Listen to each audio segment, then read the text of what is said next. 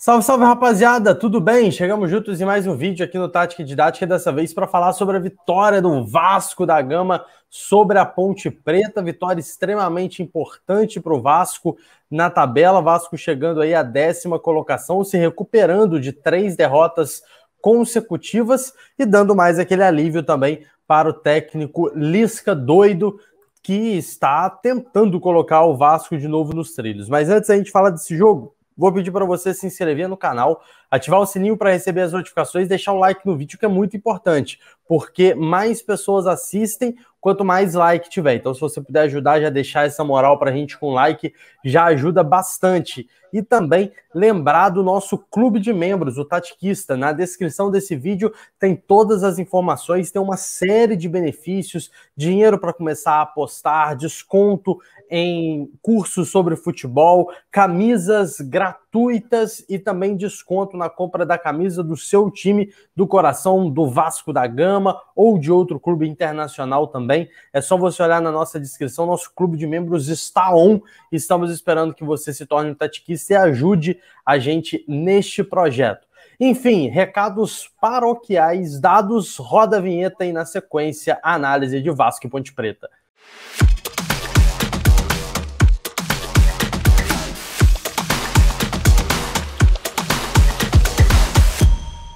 Pois bem, Matheus Guelli, meu parceiro, 2-0, Vasco da Gama, recuperando aí de 3 derrotas consecutivas, gols de Andrei e Caio Lopes. A pergunta que não quer calar, o Vasco jogou bem ou jogou muito bem?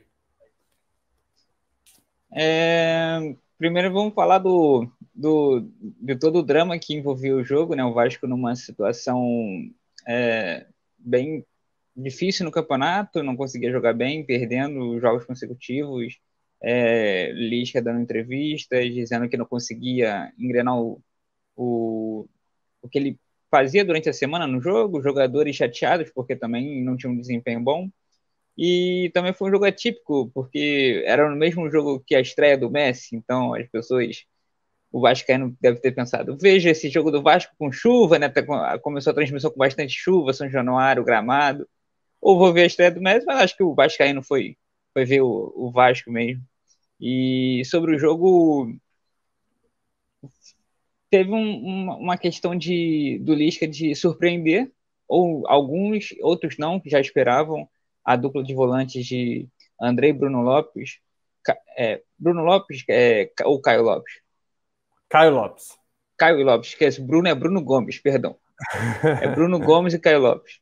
Sempre esqueço os garotos da base. Jogaram os dois juntos, né? O Vasco procurava um equilíbrio, né? O Vasco não está tendo equilíbrio nessa Série B. Ou o time ataca muito bem, defende muito mal, ou defende bem e ataca muito mal. Então, tentou se achar um equilíbrio, o Lisca procurou potencializar todas as suas peças, né? O Andrei e Caio Lopes jogavam muito próximos e chegavam juntos, pisavam na área. Então, não deixavam o Cano sozinho por dentro, né? Também ajudavam os laterais na subida, faziam uma cobertura. Os laterais conseguiram subir, pela direita teve muitas ultrapassagens, o Peck teve lances bons no jogo, né?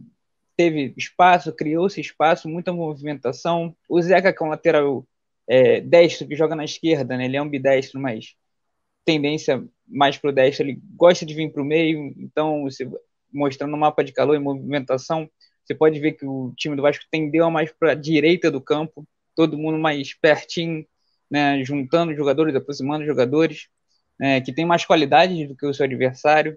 E o jogo foi assim, o gramado estava muito difícil de jogar, então o Vasco procurou passes mais rápidos, procurou associações, né? Também você não pode fazer muitos cruzamentos, né? Porque só o atacante é o Cano, ele não é muito alto, não é muito especialista na bola aérea, então contra dois zagueiros altos ele não vai ser tão efetivo, então o Vasco tentou procurar esses cruzamentos mais rápidos, chegou algumas vezes, e o primeiro gol veio dessa forma que eu falei, né? O Andrei pisando na área, teve uma hora que ele conseguiu bem e fez 1-0. O Vasco já era melhor na partida, né? poucos lances da Ponte Preta, chegava mais no susto, como eu falei, um time ainda muito desequilibrado, muito afobado por conta da situação, por conta de todos os ânimos. A Ponte Preta tentava chegar, mas não chegava tão efetivamente bem, não conseguia.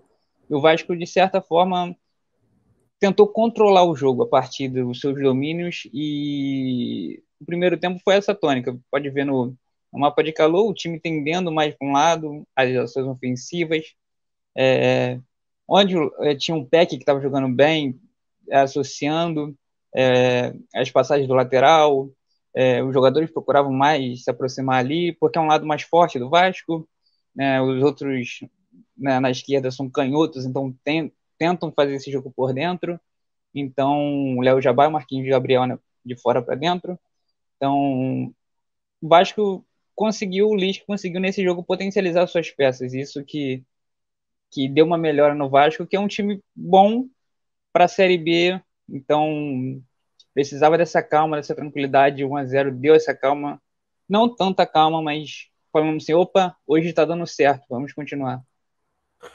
E como a gente tá trazendo aqui, né, o mapa de calor do Footstats, que a gente sempre utiliza aqui, que é uma baita de uma plataforma de estatísticas, consegue perceber o que você falou, né, o jogo muito condensado pelo lado direito.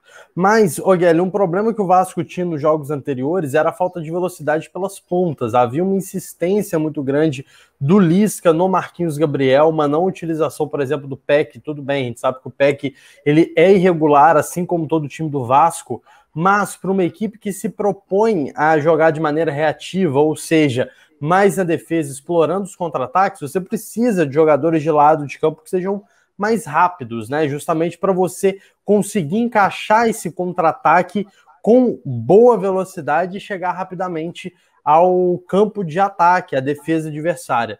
Como que foi isso nesse jogo contra a Ponte Preta? Você viu um Vasco já com mais velocidade ou ainda manteve esse problema de ser um time lento na puxada do contra-ataque? Então, como eu disse, por conta do gramado, o jogo também não conseguiu ser tão jogado, e os times procuravam ser mais rápido na transição, então tinha muito bate e volta, bate e volta, bate e volta. Aí, como eu disse, o Vasco tentou juntar mais os jogadores próximos, ou juntar próximo, chegar mais próximo dos jogadores do setor, para que o PEC não ficasse 2 contra 1 contra o PEC, então ele não ia conseguir jogar. Então, os jogadores do Vasco tentavam atrair, né, tirar a marcação um pouco do PEC, ele ficava num contra 1, fazia jogada de individual, né, puxando do meio para dentro, canhoto, chutando, fazendo cruzamento, né, pode ver ali no mapa que as jogadas tendiam sempre para o lado direito, porque os jogadores do Vasco atraíam. Esse é o mapa de calor do PEC, só para mostrar. Ele fez muita associação pela direita, né? Olha a quantidade de associação que ele teve por conta desse estilo de jogo, de jogadores mais para um lado do campo. Ele conseguiu, com essa aproximação, fazer passes, fazer cruzamentos, teve um chute muito bem, que ele deu muito bem, que o goleiro fez uma boa defesa, o Ivan também fez uma boa partida. Então, no segundo tempo, o Vasco controlou esse ritmo, baixou um pouco as linhas, né, quando não tinha bola. Foi muito bom ter André e o Caio Lopes por dentro, porque eles não são volantes muito fixos, então eles conseguiam recuperar a bola e dar prosseguimento à jogada. E no segundo gol, né, do garoto, primeiro dele como profissional, estava emocionado na entrevista. Como eu falei, quando você aproxima muitos jogadores, você atrai, né? Os jogadores do Vasco pisavam mais na área, né? O André pisava na área, o Marquinhos Gabriel pisava na área, o Peck pisava na área. Então, abriu muito espaço na frente da área, e ele conseguiu acertar um belíssimo chute. Teve um desvio, mas ela tinha direção ao gol, e foi o 2-0, matou praticamente a Ponte, que não era tão efetiva, né? Como eu disse, no primeiro e segundo tempo não deu. Foi uma defesa do Vanderlei no segundo tempo, mas que não foi tão espetacular, uma coisa tão que, assim, o torcedor vascaíno pensava assim, vamos perder esse jogo. Não. Então, o Vasco não foi aquela primor, porque também não tem como ser, né, assim, de um dia para o outro jogar um jogaço, mas também não fez o seu torcedor ficar desesperado. Foi um jogo normal, foi um jogo de Série B. O Vasco tem que aprender que ele tem que combater na Série B e combateu muito bem. Os jogadores, o Caio Lopes, que fez o gol na entrevista, no final do jogo, ele disse que o que eles treinaram na semana, eles falaram que ele deu uma entrevista, né? O Lisca pediu para a gente atacar num bloco, ou pressionar num bloco mais alto. Nos outros jogos a gente estava defendendo um bloco muito baixo, então os adversários agrediam muita gente.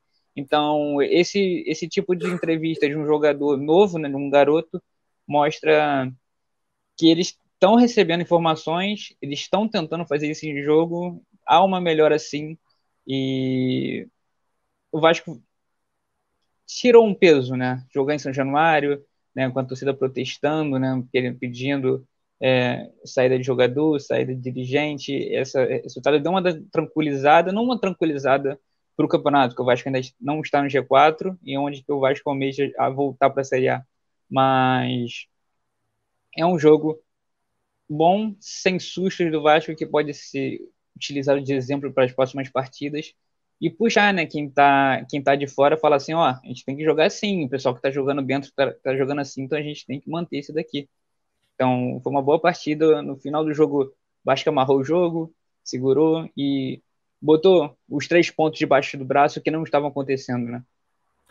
Isso é importante. Por falar no Vasco, no G4, o Vasco com essa vitória chega a 31 pontos, fica na 10ª colocação, sobe, né, para a 10ª colocação e fica a 4 do Botafogo, que é o último do G4, ou seja, o G4 ainda é uma meta bem palpável, né? O Vasco está próximo e essa vitória foi muito importante porque coloca essa diferença a 4 pontos, ou seja, dois jogos, né, entre aspas, que o Vasco vence, o Botafogo, por exemplo, perca ou empata, o Vasco já consegue pelo menos igualar em número de pontos. Isso é muito importante para o Vasco.